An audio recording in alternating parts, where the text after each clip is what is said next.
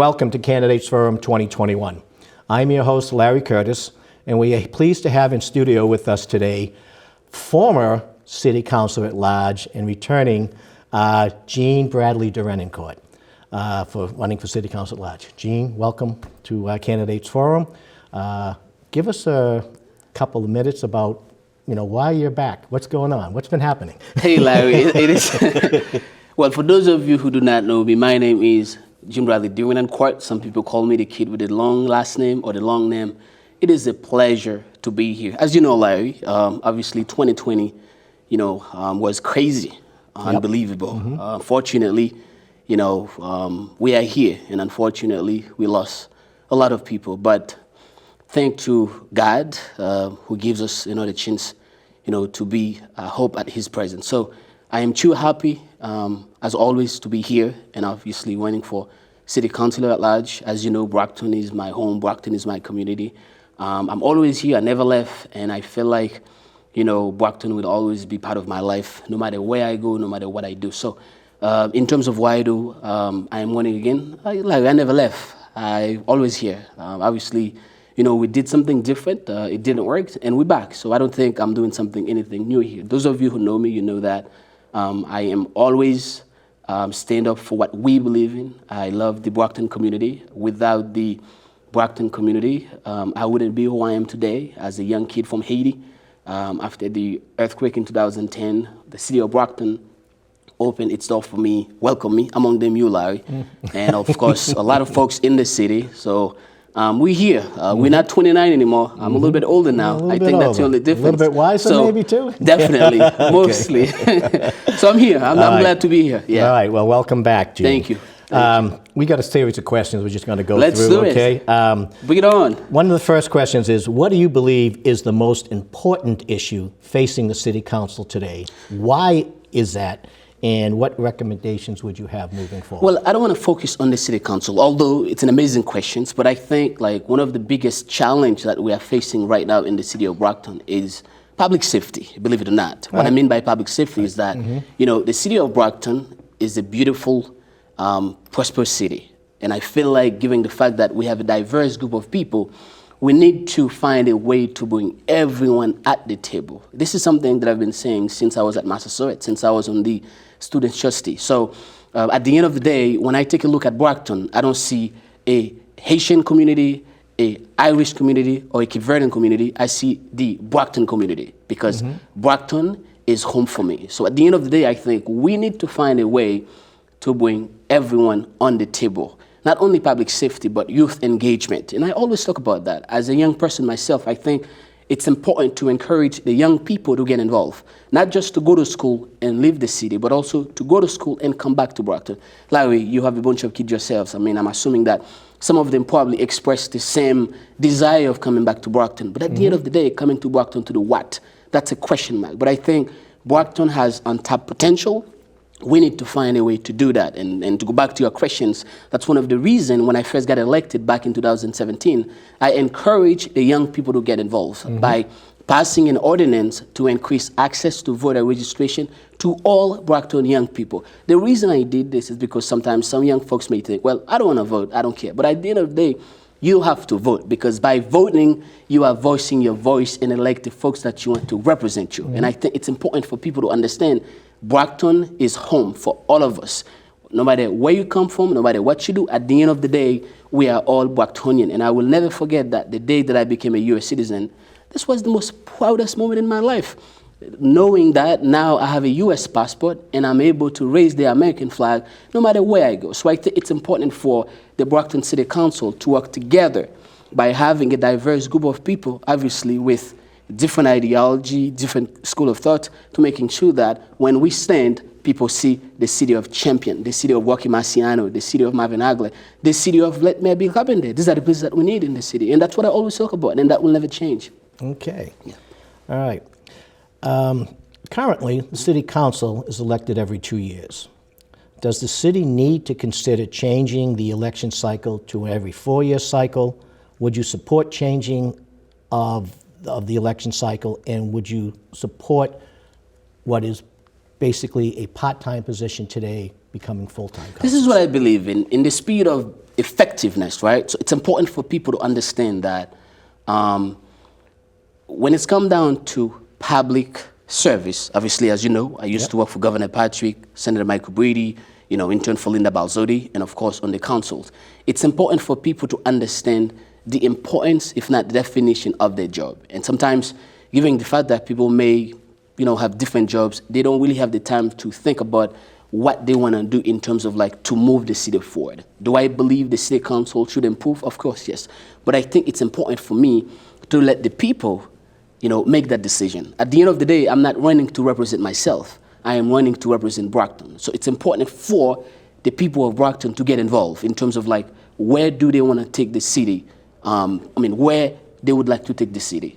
Do they want the city council to move to a 4 years, or do they want the mayor to move to a 4 years? That's the question I'm asking you. But that's what I'm asking you. Yeah. Personally, I think that the mayor, should be elected for 4 years. Because at the end of the day, the question is, what can you do in 2 years? But in terms of the council, like Congress, obviously, so I think it's important for us to let the resident of Brockton make that decision, because it's important to change people at any given time. But I think for the executive branch, I would definitely encourage to make the mayor's term 4 years. Okay. I'll do that. All right. Yes. So going back to the council, I just want to, follow up with as a former council member yourself, do you believe you were effective for the 2-year term that you were there, or would you have been more effective had it been a longer term? But it's in terms of the effectiveness, looking back, I think during my 2 years on the council, I did a lot. And obviously, I don't like to talk about it, but in terms of advocate for more fund for education, advocate for more fund for the Brockton Public Library, advocate, for youth engagement. I think during my 2 years, I was extremely effective in terms of not just me, but the council that I was working on. Sure. And obviously, some of these people were there before me. They know the system, they know how things work, so I was able not only to learn from them, but also to give them my input in terms of what I would like to see. But in terms of a council, I believe that, the city council should improve, but in terms of whether or not we should move to a 4 years, I think, as a public servant myself, it would be better for the people to make that decision. Do I support that? I would support it, okay. But based on consultation. My question. But Larry, you know me, man. I'm not gonna tell you what I feel or what I think. I'll tell you what I know. But what I'm saying to you is that in order for us to be effective, in order for us to take Brockton to the level that we would like to take it, it's important for us to sit down to determine how we want to do it and why we want to do it like that. And I think improving that would be important. I don't think anybody would disagree with that. Well, Larry, you know better than I do. We'll find out. One election at a time. Okay. Small business owners have expressed their frustration over the process of getting their projects approved in a timely fashion. Primary concerns tend to deal with the length of time it takes to get approvals from the different boards or city departments. What can the city do to change this perception of long lengths of time, which may result in businesses pulling out of Brockton and going elsewhere? This is an amazing question, and I'm so happy that you asked that. Obviously, recently, I sat down with a few business owners that like me. They like me for whatever reason. And the biggest issue is that when it's come down for them to get a license, it takes them so long. And when you take a look at Boston, if you have everything ready to go in terms of the paperwork, it will take you less than 24 hours, if not 78 hours, to get a license in Boston. Why do we have to take weeks, if not months, sometimes, overdue to get something like that in Brockton? I think the city councils and the mayor's office should work together in terms of who they appoint and why they appoint these people, with the basic of understanding that, these business people, they are not here to destroy the city. Matter of fact, they are paying taxes. So we need to find a way to make their life much easier as opposed to make their life more complicated. When I was on the councils, I did my best to support every single small business that come across my desk, and I will continue to do that because I believe that the existence of Brockton cannot be without those little businesses that we have here. Some moms and pops, it's important. It's not just Walmart. We need those little businesses downtown where those people can open a coffee shop, they can open a little store, being able to sell certain things at a certain price, and the resident can afford it. That's what we need in the city. In terms of my responsibility, if the people do give me a second chance to get elected again, I will do my best to encourage the application process takes a shorter time as opposed to a longer time. So what's the point of having a business owner who's willing to make a big investment waiting for no reason? And I think sometimes certain people, I mean, sorry for saying that, they may have personal reason to hold it. We don't need that in the city. We want Brockton to move forward, or we want Brockton to continue moving on that positive path.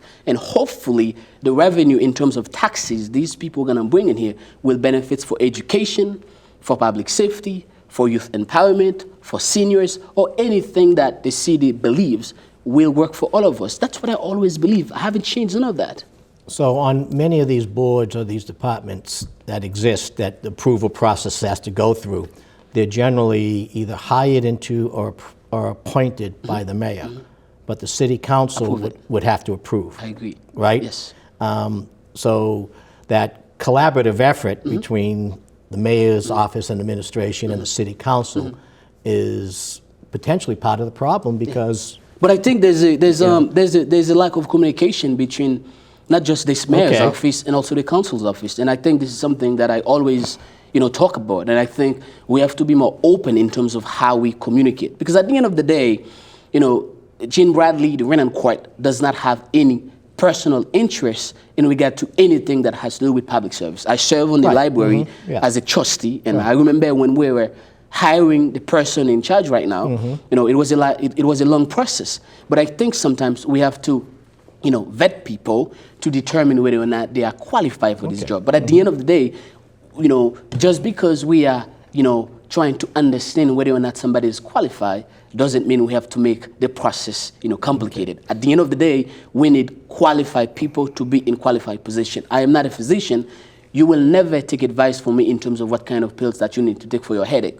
As a public servant myself, you can ask me what you would want me to do, because at the end of the day, I work for you. I work for the people of Brockton. So it's important for people to understand it is a collaboration between the resident and the elected official. So you are my boss, and at the end of the day, I do what you ask of me. I don't do what I want. Okay, I want to get one more question in because I know we're on a time-sensitive situation.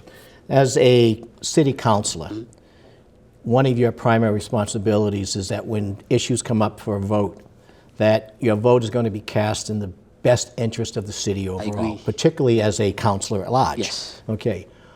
What type of a conflict do you have to deal with when your vote maybe have a negative effect on one of the other wards, as an example? Well, I mean, it's like for those of you who've been watching me on the councils, it's like I never voted when I was on the council based on my feelings or based on what I thought.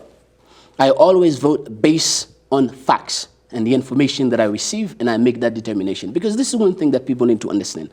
At the end of the day, casting a vote might be easy, but what people need to understand, it has a long-lasting consequences. Because at the end of the day, you don't just vote just for the sake of voting, and that's one of the reasons people need to understand the issues. I remember Aquaria, you recall it, I was one of the person that was very mindful in terms of how we vote on this issue.